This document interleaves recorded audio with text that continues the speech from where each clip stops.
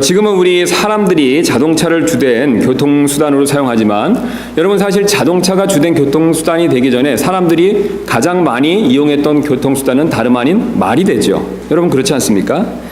그런데 자동차와 다르게 이 말을 교통수단으로 사용하기 위해서는 먼저 반드시 한 가지 해야 할 일이 있죠. 여러분 어떤 것입니까? 말을 사람들이 탈 수 있도록 길들이고 그 다음에 훈련시키는 일이 반드시 필요하다는 것을 우리는 잘 알고 있습니다.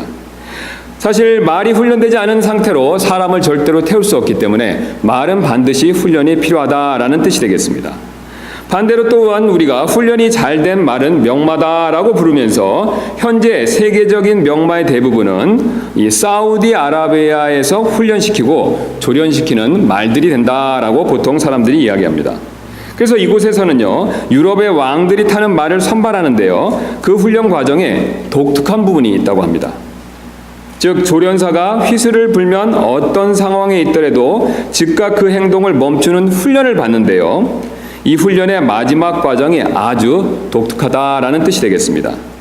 그 훈련 과정이 어떤 것이냐면 이 말들을 일단 3일 동안 이 사막에 보내서 풀어 놓아주고 이 말들이 이슬만 먹게 만들어 놓고 말들이 결국 갈증으로 인해서 기진맥진하게 이렇게 내버려 둔다고 합니다. 말들이 이런 기진맥진한 상태에 있었을 때 이 말들을 다시 몰아와서 물이 있는 곳에 놓아두었을 때 말들은 당연히 이 물을 보고 정신없이 달려가겠지요. 바로 이때 이 조련사가 휘슬을 다시 한번 분다고 합니다. 그러면 대부분의 말들이 절제하지 못하고 물을 마시지만 그 순간에도 훈련대로 제대로 멈추는 말들이 있다고 합니다. 바로 이 말들이 왕을 섬기는 말로 선발된다고 합니다. 이처럼 왕을 태울 명마가 되기 위해서는 순종이 절대적으로 요구되고 있습니다. 마찬가지로 만왕의 왕을 섬기는 우리 그리스도인에게도 있어서도 마찬가지로 순종은 하나님께서 우리에게 절대적으로 요구하시는 덕목이 됩니다. 오늘 성경은 이 사실을 우리에게 분명하게 말씀해주고 있습니다. 순종이 희생 헌물보다 낫고 귀를 기울이는 것이 순양의 기름보다 나으니. 사울은 여기 오늘 본문에 나오는 사울은 이스라엘의 최초의 왕이었지만 이 만왕의 왕 대신 하나님께 순종하는 일에 있어서 실패한 왕이었었습니다. 그래서 하나님께서는 이 사무엘 대언자를 통해서 지금 이 사울에게 특별히 순종이 왜 중요한지 그 이유를 지금 알려주고 계시죠. 그리고 또한 성령님께서는 이 기록된 말씀을 사용하셔서 그 이유를 오늘 우리에게도 알려주시기를 원하고 계십니다. 그러므로 오늘 이 시간에는 우리가 순종하는 것이 왜 중요한 것인지 그 이유를 오늘 본문 말씀을 통해서 잠깐 살펴보는 시간을 갖도록 하겠습니다. 오늘 본문은 우리가 순종하는 것이 왜 꼭 중요하고 필요한 일인지 세 가지 이유를 말씀해주고 있습니다. 그래서 이 세 가지 이유를 한번 순서대로 살펴보는 시간을 갖도록 하겠습니다. 오늘 본문이 말씀하는 순종이 중요한 첫 번째 이유는 바로 이 순종은 우리 하나님을 기쁘시게 해드리기 때문에 그렇습니다. 순종은 바로 하나님을 기쁘시게 만들어 드릴 수 있기 때문에 순종하는 것이 중요하다라는 것을 우리에게 가르쳐주고 계시죠. 사실 하나님은 이 사람들의 의지를, 마음에 있는 사람들의 의지를 매우 중요하게, 아주 고귀하게 여기시죠. 여러분 왜 그렇습니까? 사실 사람이 의지라는 것을 가지고 있는데요, 이 하나님께서는 우리가 가진 의지를 매우 중요하게 여기시죠. 고귀하게 여기십니다. 왜 그러냐면 이 사람은 존귀한 하나님의 형상대로 지음받았고 이 사람이 가지고 있는 의지도 하나님의 형상의 일부분이기 때문에 그렇죠. 즉 하나님께서는 자신의 의지를 가지신 것처럼 사람도 의지를 갖도록 자신의 모양대로 만들어 주셨습니다. 그러므로 우리가 가지고 있는 의지는 하나님의 형상을 본받은 것이기 때문에 고귀할 수밖에 없다라는 뜻이 되겠습니다. 그래서 이처럼 하나님의 형상을 본받은 우리의 의지를 사용해서 우리가 하나님께 순종할 때 사실 하나님께서는 우리가 생각하는 것 이상으로 기쁘게 여기십니다. 여러분 사실 사람의 의지가 얼마나 중요합니까? 하나님께서 놀랍게도 사람을 로봇같이 컴퓨터같이 그렇게 만들어 놓지 않으셨다는 거죠. 프로그램을 하고 엔터만 치면 저절로 아무런 의지 없이 저절로 자동으로 순종하는 그런 존재로 우리를 만들지 않으셨다는 것이죠. 우리에게 분명히 자유의지를 주셨습니다. 그 자유의지는 마귀가 우리에게 준 것도 아니고 바로 하나님이 주신 것이죠. 하나님은 항상 자신의 의지와 뜻을 사용하셔서 모든 일을 이루십니다. 그래서 하나님의 뜻은 하나님께 있어서 상당히 고귀하고 중요한 것인데 바로 그런 하나님의 형상대로 우리에게도 의지를 주셨다는 겁니다. 그래서 우리가 그 의지를 고귀한 의지, 하나님의 형상대로 지음받아서 그 부분의 그의 일부분인 의지를 사용해서 하나님께 순종을 할 때 하나님께서 그것을 기쁘게 여기신다는 것이죠. 그래서 오늘 본문 22절 보면 이렇게 분명히 말씀하고 계십니다. 사무엘이 이르되 주께서 주의 음성에 순종하는 것만큼 번제 허물과 희생물을 크게 기뻐하시나이까. 보소서 순종이 희생 헌물보다 낫고 귀를 기울이는 것이 순양의 기름보다 나으니. 분명히 하나님께서는 희생물보다 번제 헌물보다 바로 그 어떤 것보다도 우리의 순종을 기쁘게 여기신다라고 그렇게 말씀해주고 계십니다. 그러나 오늘 안타깝게도 사울은 이 점을 놓쳤습니다. 그는 하나님께로부터 아말렉 족속을 진멸하라는 그런 명령을 받았죠.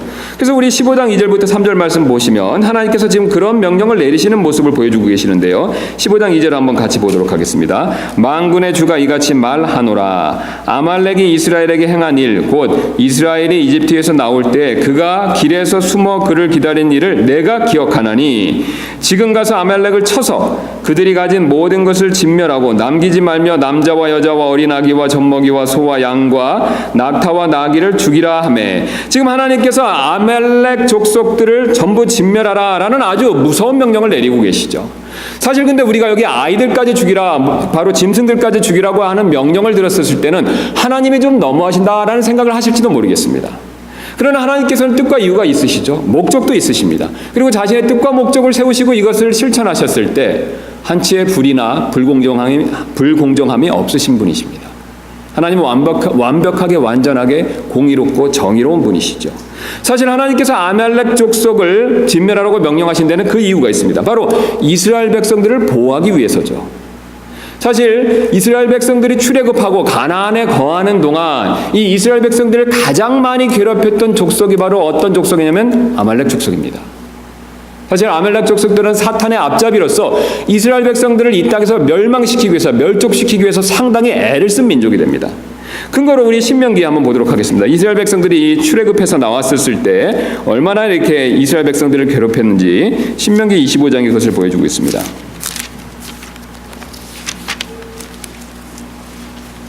25장 17절부터 18절 되겠습니다. 제가 받들어 읽도록 하겠습니다.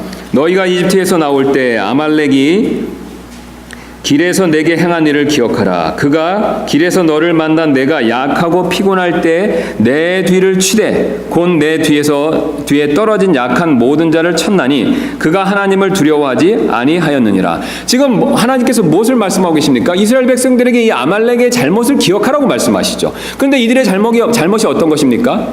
이 진에 있었을 때 진에서 맨 뒤에 있는 가장 약한 사람들, 연세가 드신 분들이 되겠죠. 또 어린 아이들이 되겠죠. 바로 그 가장 약한 사람들을 치라고, 그렇게 공격하라고 그렇게 명령을 내리고 그것을 쳤다라는 사실을 가르쳐주고 계십니다. 그래서 만약에 하나님께서 아말렉 족속들을 내버려 두셨다면요, 이스라엘 백성들은 존재하기 어려웠을 것입니다.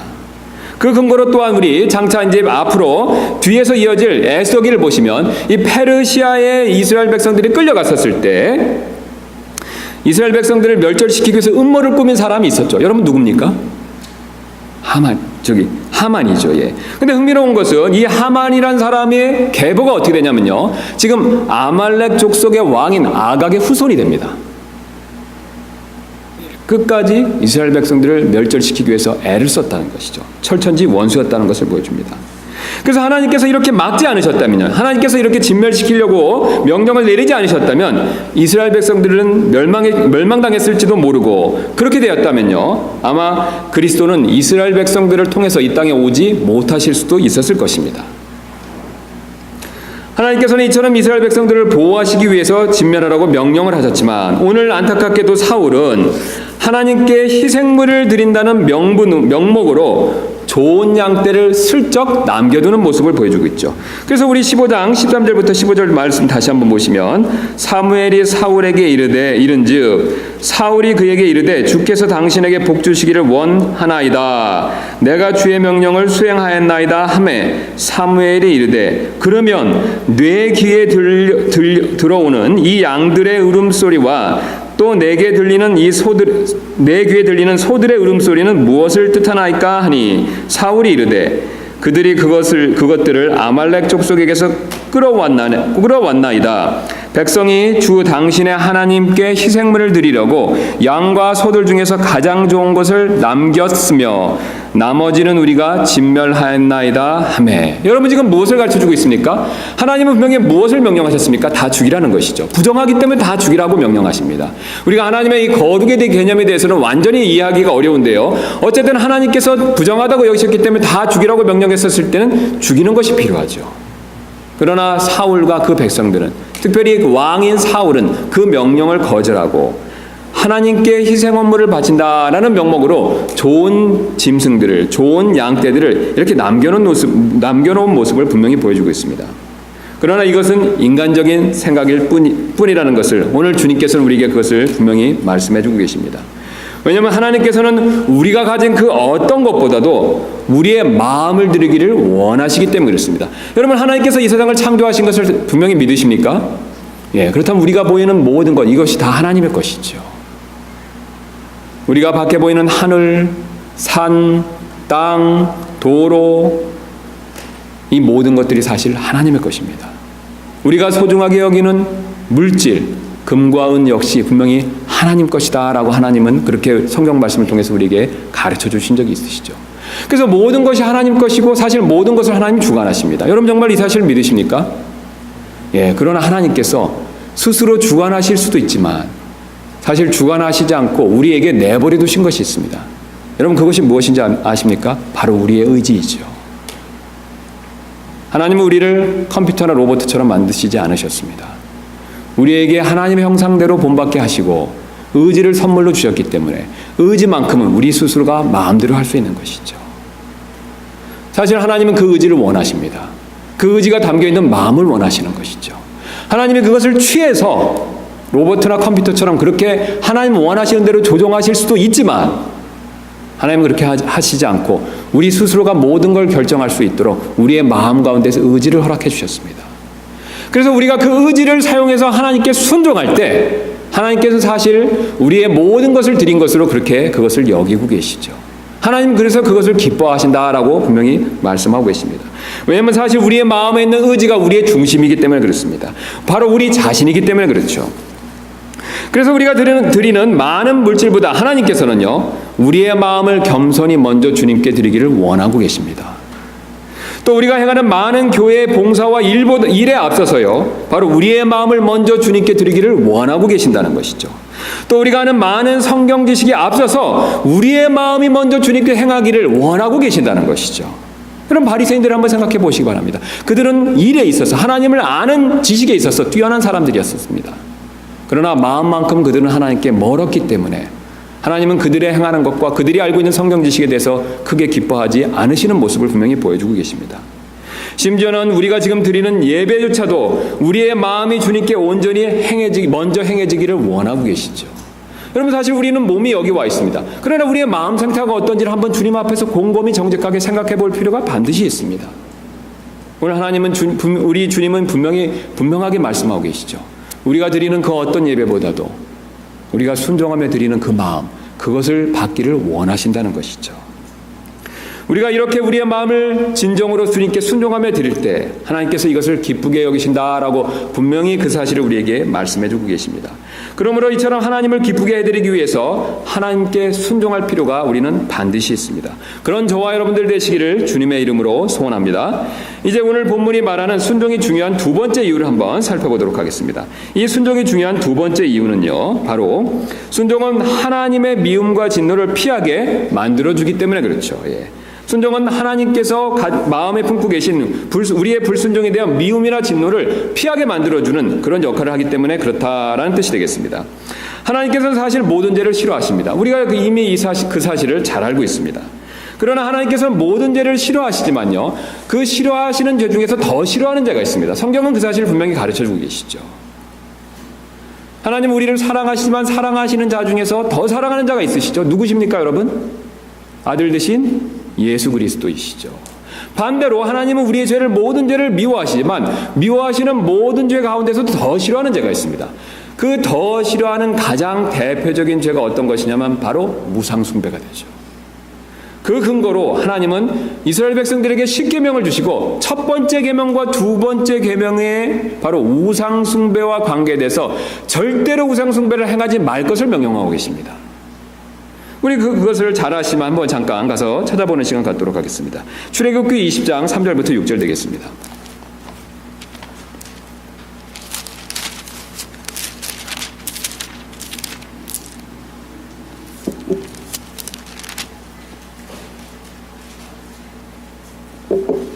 그래서 우리 잘 아시는 대로 주님께서 이제 시내산에서 이 10계명을 모세를 통해 주시는데 첫 번째 계명을 이렇게 말씀하시죠. 우리가 이미 잘 아시는 말씀입니다. 출애굽기 20장 3절 되겠습니다. 너는 내 앞에 다른 신을 두지 말라. 첫 번째가 뭡니까? 다른 신을 두지 말라. 그런데 그 신을 두는 모습을 두 번째 계명에 언급하고 계시죠. 그 신을 두는 모양을 어떻게 말씀하고 계십니까? 어떤 색인 형상도 만들지 말라는 것이죠. 그래서 첫 번째 계명과 두 번째 계명은 분명히 연결되어 있습니다. 관계가 있다는 것이죠. 어떻게 관계되어 있습니까, 여러분? 우상 숭배를 하지 말라는 것이죠. 다른 신을 두지 말고 그 다른 신을 새겨서 만든 형상, 이것을 절대 두지 말라라고 명령하고 계십니다. 이것은 바로 주님께서 우리가 절대로 하지 말아야 될 가장 중요한 잘못이 우상 숭배다라는 것을 보여주고 계시죠. 주님이 10가지 명령을 주셨을 때 첫 번째와 두 번째를 우상 숭배 관계에 대해서 말씀하셨다면 이것은 무엇을 보여주고 있습니까? 하나님이 가장 싫어하신다는 거죠. 하나님이 가장 가증하게 여기신다는 것이죠. 얼마나 싫어하시는가, 바로 하나님께 있어서 그것이 얼마나 중요한 문제인가라는 것을 보여주신다는 것이죠. 사실 하나님께서 이처럼 우상 숭배를 싫어하시는 데는 그 이유가 있습니다. 왜냐하면 하나님께서는 이 세상을 만드신 창조주이시기 때문에 그렇습니다. 사실 성경에서 하나님께서 창조주이시다라는 뜻은 하나님께서는요, 단순히 이 세상을 만드신 존재라는 것 그 이상의 의미를 가지고 있습니다. 바로 자신이 만드신 이 창조물보다 뛰어나서 비교할 수 없이 이것을 초월해서 계신다라는 그런 의미를 가지고 있죠. 이것은 성경에서 말하는 하나님, 성경을 떠나서는 절대로 찾아볼 수 없는 개념이 되죠. 그래서 다른 종교나 어떤 다른 신을 믿는 그 가르침에서는요, 절대로 이런 가르침이 없습니다. 오직 이 세상을 정말로 창조하신 하나님, 그분만이 이런 말씀을 하실 수 있다는 것이죠. 그래서 하나님은 이 세상을 만들어 놓으시고요, 이 세상 만들어 놓은 창조물로부터 완전히 떨어져 계십니다. 완전히 초월해 계신다는 것이죠. 이 세상에 있는 창조물에 절대로 영향을 받지 않으신다는 것이죠. 왜냐하면 그분은 스스로 계시는 분이시기 때문에 그렇습니다. 이 세상에 있는 그 어떤 신도 이것을 흉내낼 수가 없죠. 이것을 아주 대표적으로 보여주는 근거가 있는데요. 이사야서 6장 1절부터 3절 가서 보도록 하겠습니다. 이사야서 우리 6장 1절부터 3절입니다.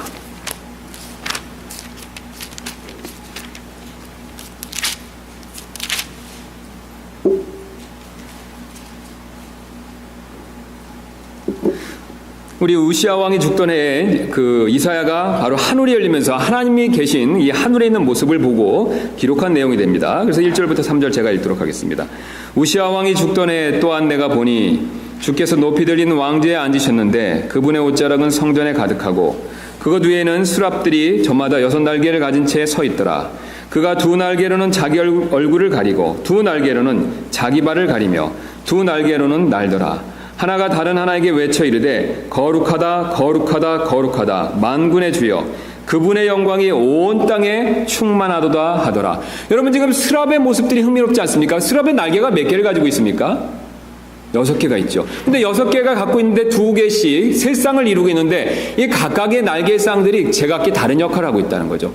첫 번째 쌍은 어떤 역할을 하고 있습니까? 스랍의 눈을 가리고 있죠. 두 번째 쌍은요, 날개는요, 날고 있고 나머지 마지막 세 번째 쌍은요, 발을 가리고 있죠. 여러분 우리가 두 번째 쌍으로 날고 있는 역할하는 그 날개의 기능에 대해서 우리가 이해가 가지만 첫 번째와 세 번째 기능에 대해서는 약간 의아하실 수가 있습니다. 여러분 왜 바로 하나님 앞에서 하나님을 가장 가까이 섬기는 이 스랍, 천사도 아닌 이 스랍들이 두 날개로는 자신의 눈을 가리고 두 날개로는 자신의 발을 가리고 있을까요? 바로 하나님은 창조물과는 전혀 완전히 격이 다르신, 창조물이 감히 접근할 수 없는, 범접할 수 없는 그런 분이시라는 사실을 우리에게 분명히 가르쳐주고 있습니다. 우리가 하늘에 가면 하나님을 자유롭게 볼 수 있을 것 같지만 하나님을 가장 가까이 섬기는, 하나님의 왕자 옆에서 섬기는 스랍들조차도 하나님을 제대로 볼 수가 없습니다. 이것은 하나님이 너무나도 지극히 높으신 분이시라는 사실을 우리에게 가르쳐주고 계시죠. 스랍들조차도, 죄가 없는 깨끗한 완전한 스랍들도 이 하나님을 쳐다볼 수 없다는 것입니다. 여러분, 우리 태양을 잠깐 이 석양이나 해가 아침에 뜰 때 보신 적이 있을 겁니다. 여러분, 우리가 태양을 볼 때 어떻습니까? 맨눈을 가지고는 태양을 절대로 보기가 어렵죠. 예. 사실 볼 수가 없습니다. 일식이나 월식 또는 그런 자연 계기 그런 현상이 있었을 때 잠깐 보더라도 사실 5분 이상 보면 실명을 할 수 있다고 합니다. 태양은 우리가 상상하는 것 이상으로 밝은 빛을 가지고 있죠. 우리 눈이 그 빛을 감당할 수 있는 것보다 더 많은 빛을 낸다는 것이죠. 여러분, 이것과 비슷한 원리입니다. 하나님은 그 뛰어난 능력과 하나님의 그 영광에 있어서 우리가 감히 접근할 수 없는 그런 위치에 계신다는 것이죠. 여러분, 바로 그렇게 하나님께서 이렇게 뛰어난 분이신데, 그렇게 높으신 분인데, 그 하나님을 하나님이 만드신 이 창조물과 바꾸어서 그 창조물을 하나님같이 섬긴다면, 여러분, 하나님 입장에서 하나님께서 얼마나 그것을 미워하시겠습니까? 사실 하나님께서 우상 숭배를 싫어하시는 그 이유는 바로 여기에 있습니다. 지극히 비교할 수 없이 뛰어난 분을 아무것도 아닌, 그것도 사람도 아닌 어떤 색인 형상을 만들어서 그것을 하나님이다 만들어 놓고 그것을 절하고 섬기는 모습을 봤었을 때 하나님은 그것에 대한 모욕감을 느끼시고 진노하고 그것을 미워하실 수밖에 없다는 것이죠. 그래서 열왕기상 14장 9절에서는 하나님께서 이렇게 말씀하고 계십니다. 너 이전에 모든 사람보다 더 악을 행하였으니 내가 가서 너를 위하여 다른 신들을 만들며 부어 만든 형상들을 만들어 내 분노를 일으키고 나를 내 등 뒤로 버렸도다. 여기서 하나님에 대한 하나님께서 모욕감을 느끼시는 것을 분명히 표현하고 계시지 않습니까? 자기를 등 뒤로 버리셨다는 것이죠. 온 우주 만물을 만드시고 그것을 주관하시며 인간의 생사화복을 주관하시는 그 하나님 대신 바로 아무것도 아닌 이 창조물의 형상을 따라 그것을 대신해서 그 하나님이라고 만들고 섬긴다는 것에 대해서 하나님은 그것을 분명히 싫어하시고 미워하시는 모습을 우리에게 분명히 가르쳐주고 계십니다. 그래서 신명기 16장 22절은 이렇게 말씀하고 계십니다. 너를 위해 어떤 형상도 세우지 말라. 주 내 하나님께서 그것을 미워하시느니라. 그래서 하나님께서는 때때로 우상숭배자들을 죽이는 일조차도 허락하실 때가 있습니다. 그래서 우리가 잘 아시는 대로 이스라엘 백성도 처음에 아론의 금송아지를 만들었을 때 하나님께서 어떻게 하셨습니까? 모세를 통해서 3,000명의 그 우상숭배에 참여하고 주동을 했던 모든 사람들을 죽였죠.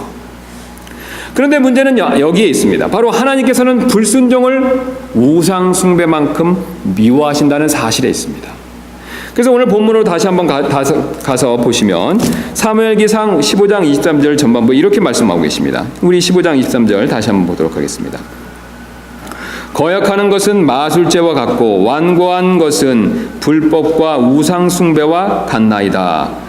자, 분명히 지금 뭐라고 말씀하고 계십니까? 거역하는 것은 마술죄와 같고 완고한 것은 무엇과 같다라고 말씀하고 계십니까? 불법과 우상숭배와 같다라고 말씀하고 계시죠. 지금 하나님은 우상숭배죄를 너무나도 싫어하시는데요. 그 너무나도 싫어하시는 우상숭배죄만큼 무엇을 싫어하신다라고 말씀하십니까? 불순종하는 것을, 거역하는 것을 싫어하신다라고 말씀하고 계시죠.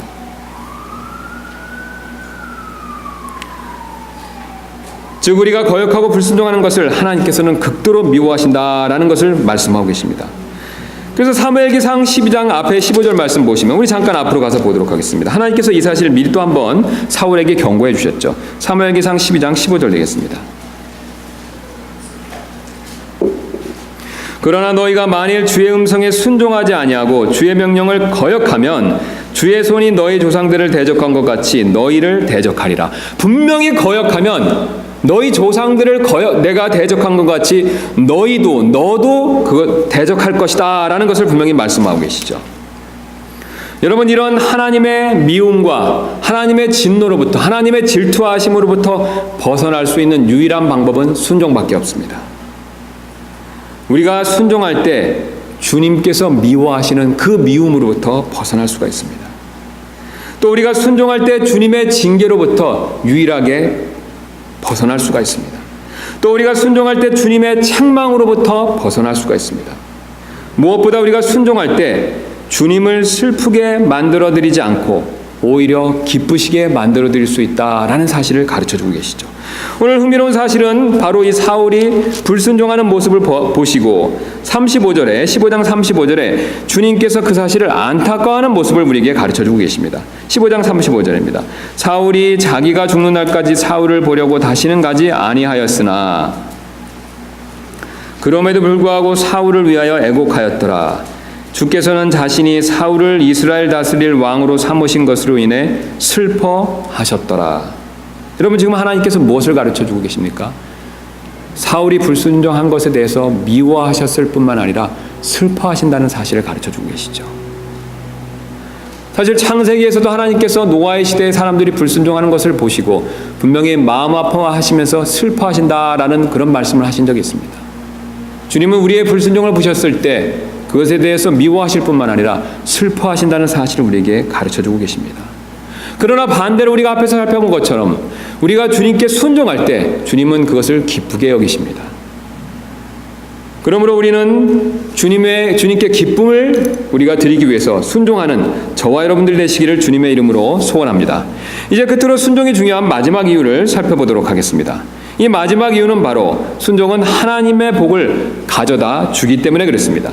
하나님께서는 우리에게 복을 주시기를 원하고 계시죠. 그러나 불순종은 하나님의 복을 누리지 못하게 만드는 그런 역할을 하고 있습니다. 성경은 사실 이 내용을 창세기부터 계시록까지 그것을 계속해서 가장 중요한 주제로서 우리에게 그것을 강조해서 말씀해 주고 계십니다. 그래서 순종하면 복을 받고 불순종하면 그 복을 잃는다라는 사실을 강조하고 계시죠. 여러분, 우리 아담과 이브의 이야기로 돌아가서 한번 생각해 보시면 이 사실을 우리는 그것을 분명히 쉽게 알 수가 있죠. 여러분, 아담이 동산에서 먹지 말라는 주님의 명령에 순종했었을 때 어떻습니까? 하나님이 주시는 절대적인 완벽한 복을 누리지 않았었습니까? 그는 에덴에서 사실 그가 끝까지 순종했다면 영원히 에덴에 거하는 그런 복을 누렸겠죠.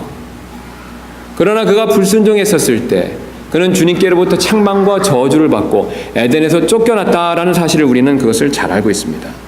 또 우리 아브라함을 한번 생각해 보실 필요가 있습니다. 아브라함은 사실 고향을 떠나라라는 주님의 그 명령에 순종했기 때문에 어떻습니까? 약속의 땅에 거하면서 바로 이스라엘 민족의 조상이 될 수 있었죠.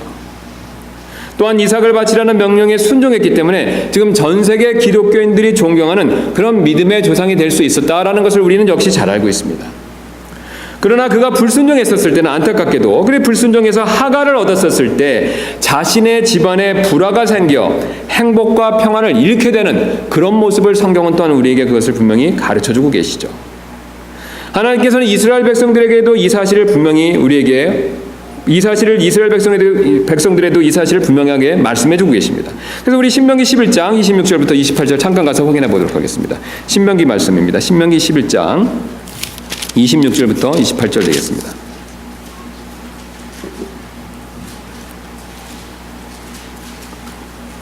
주님께서는 순종하면 복을 누리게 되고 불순종하면 복을 잃는다라는 사실을 이스라엘 백성들에게도 계속해서 강조해 주시는데 그런 대표적인 내용이 되겠습니다. 11장 26절입니다.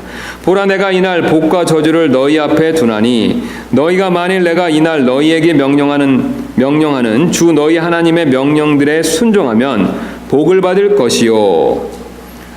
그 다음에 28절 되겠습니다. 너희가 만일 내가 이날 너희에게 명령하는 길에서 돌이켜 떠나 주 너희 하나님의 명령들에 순종하지 아니하고 너희가 알지 못하던 다른 신들을 따라가면 저주를 받으리라. 그럼 지금 무엇을 말씀하고 계십니까? 이들 앞에, 이스라엘 백성들 앞에 무엇이 있다라고 말씀하고 계십니까? 복과 저주가 있다는 것이죠. 순종하면 무엇을 약속하고 계십니까? 복을 약속하고 계시고 불순종하면요, 저주를 약속하고 계시죠. 여기서 말하는 저주는 지옥에서 영원토록 영벌을 받는 그런 저주가 아닙니다. 하나님께서 주시기로 약속하신 그 복을 못 받는, 복이 부족한 상태를 얘기하고 있죠. 오늘 사울에게도 동일한 원리가 적용되는 것을 오늘 본문은 우리에게 그것을 분명히 말씀해 주고 계십니다. 사실 그가 왕이 된 이후에도 그가 계속해서 순종했다면 하나님께서는 다윗이 아니라 그의 가문이 계속해서 영원토록 왕노릇을 할 수 있게 해주셨을 것이다 라는 것을 말씀해 주고 계십니다. 그래서 우리 다시 한번 본문으로 가셔서 사무엘기상 13장 말씀 한번 보도록 하겠습니다. 사실 사울이 하나님께 2번 불순종을 했는데요, 이 첫 번째 불순종했었을 때 그는 아주 중요한 복을 놓치는 것을 우리에게 보여주고 계시죠. 13장 13절 되겠습니다. 그래서 우리가 아시는 대로 블레셋 사람과 전투에 앞서서 하나님 앞에 제사를 헌물을 드려야 되는데요, 사무엘이 오기 전까지 기다려야 되는데 어떻게 했습니까? 그가 기다리지 않고 스스로 헌물을 드렸죠. 하나님이 하지 말라는 명령을 어겼다는 것이죠. 자, 그랬을 때 사울이 그에게 이런 말씀을 해주고, 사무엘이 사울에게 이런 말씀을 해주고 있습니다. 13절입니다. 사무엘이 사울에게 이르되 왕이 어리석게 행하였나이다. 왕이 주 왕의 하나님께서 왕에게 명령하신 그분의 명령을 지키지 아니하였나이다. 자, 지키지 않았기 때문에 어떤 결과가 있는 것을 분명히 가르쳐주고 계시죠. 이제 주께서 이스라엘 위에 왕의 왕국을 영원히 세우려 하셨으나, 무엇을 말씀하고 계십니까? 지금 사울이 계속해서 지켰으면 다윗이 아니라 누구를요? 사울과 그의 후손들을 영원토록 왕이 되게 하는 그런 계획을 갖고 계셨는데, 그런 생각을 가지고 계셨는데, 14절입니다. 이제 왕의 왕국이 지속되지 못하리이다. 불순종했기 때문에 영원토록 왕국이 지속되는 그런 복을 상실하게 되었다는 것을 가르쳐주고 계시죠.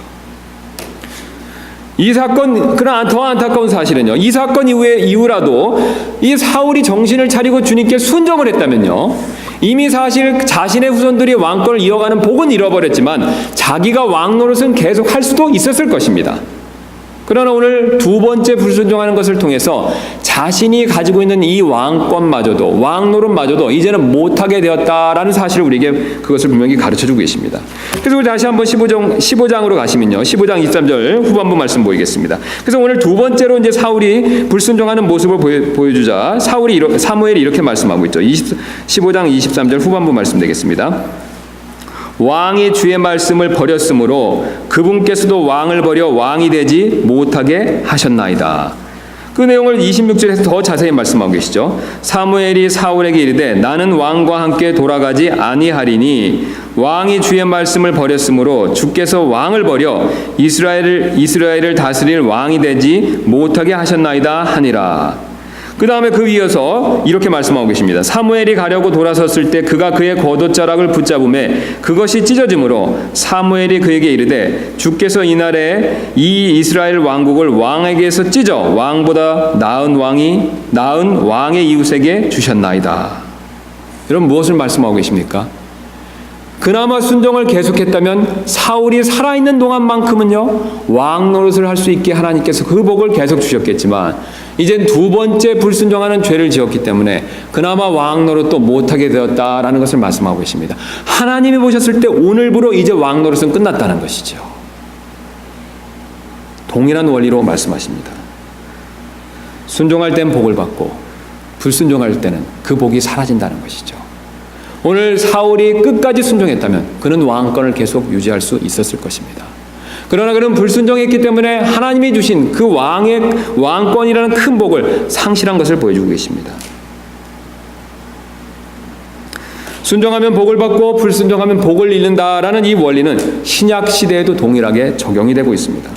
그래서 우리가 지난 시간에 살펴본 것처럼 육신적으로 생각하는 것은 사망이요 영적으로 생각하는 것은 생명과 평안이다 라고 주님이 그렇게 그것을 분명히 말씀해 주셨죠. 로마서 8장 6절이 됩니다.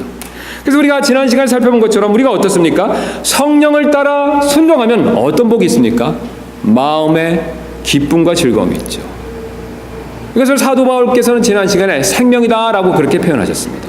이 몸의 생명을 말씀하시는 것이 아닙니다. 마음의 생명을 얘기하죠. 마음의 기쁨과 즐거움이 있다는 것이죠. 평안이 넘친다는 것이죠.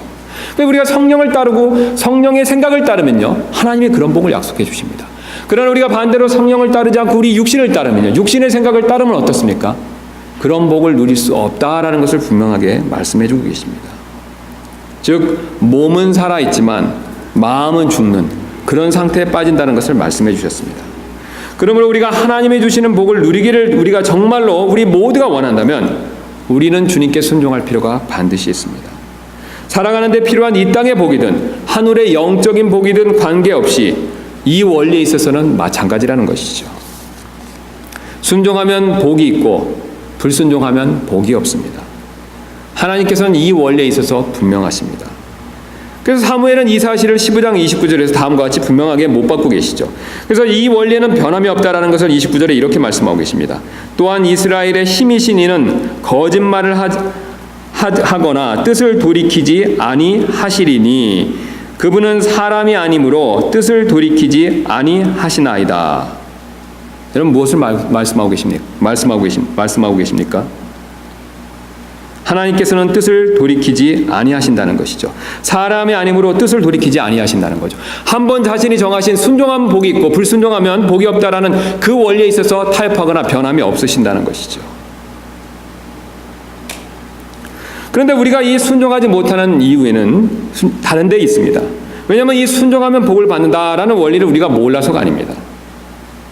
사실 우리가 순종하지 못하게 만드는 데는 다른 데 그 이유가 있죠.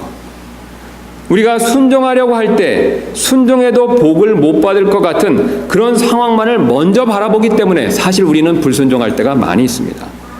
오늘 사울이 그러했습니다. 오늘 사울의 입장으로 돌아가서 한번 잘 생각해 보실 필요가 있습니다. 여러분 사울의 입장에서는 그가 순종해서 모든 양떼들, 짐승들을 다 죽이면 어떻게 되겠습니까? 전리품이 남는 게 없죠. 그가 순종해서 마치 모든 것을 다 죽이면요 전리품의 복을 누릴 수 없는 것 같이 그의 눈에 비쳤다는 것이죠. 또 순종해서 가축을 다 없애면요 백성들에게 인기가 떨어져서 왕 노릇하기 어려울 것 같다라는 그런 생각을 했다는 겁니다. 그래서 이스라엘의 사울이 자기의 불순종한 이유를 이렇게 말씀하고 있습니다. 사울이 사무엘에게 이르되 내가 죄를 지었나이다. 내가 백성을 두려워하고 그들의 음성에 순종한 까닭에 주의 명령과 당신의 말씀들을 어겼나이다. 지금 하나님의 입장보다 하나님의 뜻보다 백성들의 입장을 더 생각했다는 것을 보여주고 있습니다. 만약에 사울의 입장에서요 하나님의 뜻에 순종했다면 사실 사울이 걱정한 것은 백성들이 전리품을 남기지 않은 것으로 인해서 자기를 원망하고 그래서 자기를 따르지 않을까 봐 그것을 두려워했다는 것이죠. 그래서 사울은 안타깝게도 순종해도 복받기 어려울 것이다 라고 미리 판단을 해버렸기 때문에 순종하지 못한 모습을 보여주고 있습니다. 그러나 이런 생각은 주님께서 모든 상황을 뒤집고 약속대로 복을 주실 수 있다라는 사실을 믿음으로 보지 못한 결과일 뿐입니다. 주님께는 사실 어려운 일이 없으십니다. 그래서 순종하는 자에게는 자신의 약속을 지키시기 위해서 어떻게든 주님은 복을 주실 수 있는 분이십니다. 그렇게 일하시는 과정은 우리 몫이 아니라 주님의 몫이 되죠. 여러분 사실 우리가 순종하려고 할 때 어려움이 있습니다. 왜 그렇습니까? 오늘 말씀에 근거해서 순종하면 복을 주신다라고 했었을 때 어떻습니까? 내가 순종하면 복을 못 받을 것 같은 그런 상황에 놓였을 때가 우리가 많기 때문에 그렇죠. 그래서 사실은 우리가 어떻습니까? 미리 겁을 먹고 이거 순종하면 이런 복을 받기가 어렵겠는데 하나님이 과연 이런 상황에서 나에게 복을 주실 수 있을까? 미리 판단을 빨리 내리고 순종하지 못하기 때문에 이런 복을 못 받을 수 있다라는 뜻이 됩니다. 그러나 여러분 우리가 어떤 상황 가운데 놓여있다 하더라도 순종하면 하나님께서는 복 주실 것을 분명히 약속하고 계십니다. 우리 눈에는 분명히 그것이 복받을 상황이 아니다 하더라도 하나님은 그것을 복받을 상황으로 분명히 바꾸실 수 있는 분이시라는 뜻이죠. 그것을 바꾸실 수 있는 몫은 우리 몫이 아니라 주님의 몫입니다. 우리는 이 사실을 믿을 필요가 반드시 있습니다. 하루는 에디슨이 소리를 녹음하고 재생하는 기계를 만들어야겠다라는 생각을 한 적이 있었다고 합니다. 그래서 수많은 연구 끝에 드디어 설계가 완성되었고 에디슨은 곧바로 자신의 기술자를 불러 이 설계도를 보여주며 이대로 기계를 만들어 달라고 얘기를 했습니다. 이것이 추궁기라는 기계라네. 빨리 다음 연구를 진행해야 되니 되도록 신속하게 만들어주길 부탁하네. 에디슨이 이렇게 그 기술자에게 얘기를 하자 그 기술자가 이렇게 대답을 했습니다. 글쎄요, 이대로 기계를 만들어봤자 소용없을 것 같은데요. 소리를 녹음한다는 것은 불가능한 일이 아닙니까? 그러자 에디슨은 설계도를 기술자의 손에 이렇게 꽉 쥐어주며 다음과 같이 말을 했습니다. 여기 설계도에 나온 대로만 기계를 만들어주면 되네. 이것이 작동을 하나 안 하나는 내가 알아서 할 일이라네. 여러분 어떻습니까? 에디슨의 말처럼 기술자의 역할은 설계도대로 기계를 만드는 것이지요.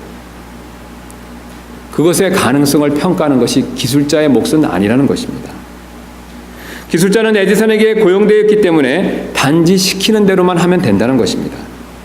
여러분, 사실 우리 그리스도인들도 마찬가지가 됩니다. 우리의 임무 역시 하나님의 말씀에 따라 순종하는 것이지 하나님의 말씀을 평가하는 데 우리의 임무가 있는 것이 아니라는 것이죠. 우리가 때때로 주님께서 우리에게 순종할 명령들을 말씀을 통해서 주실 때가 있습니다. 근데 우리는 그 말씀이 정말 타당한 거 아닌가, 그것을 잴 때가 많이 있죠. 이것이 공정한 것인가? 정말 내가 온 마음과 뜻과 정성을 다해서 이것을 지킬 필요가 있는가? 이것을 우리는 먼저 앞서서 평가할 때가 있다는 것이죠. 그리고 과연 오늘 말씀처럼 내가 이 말씀을 지켰을 때 복을 받을 수 있을까? 이것들을 내가 스스로 먼저 평가할 때가 있다는 것이죠. 그러나 여러분, 그것을 평가하는 일은 우리의 몫이 아니라는 것입니다. 주님이 어떤 우리에게 명령을 주셨다면요, 그 명령은 그것 자체로 귀한 일입니다. 그 명령은 그것 자체로 완벽한 것이라는 것이죠. 그 명령은 그것 자체로 우리의 순종을 반드시 요구하는 것이 필요한 이유와 뜻이 있다는 것이죠. 그러므로 우리는 주님께서 어떤 명령을 주셨을 때 모든 그 과정을 주님께 맡기고 주님께서 원하시는 대로 순종할 필요가 반드시 있습니다. 우리가 그렇게 순종했었을 때 주님이 하시는 일에는 실수도 없고 실패도 없습니다. 우리가 이를 믿고 순종하기만 한다면 주님께서는 그 어떤 상황 가운데서도 자신의 오늘 약속처럼 우리에게 필요한 복들을 반드시 주실 것입니다. 그러므로 이를 믿고 순종하는 저와 여러분들 되시기를 주님의 이름으로 소원합니다.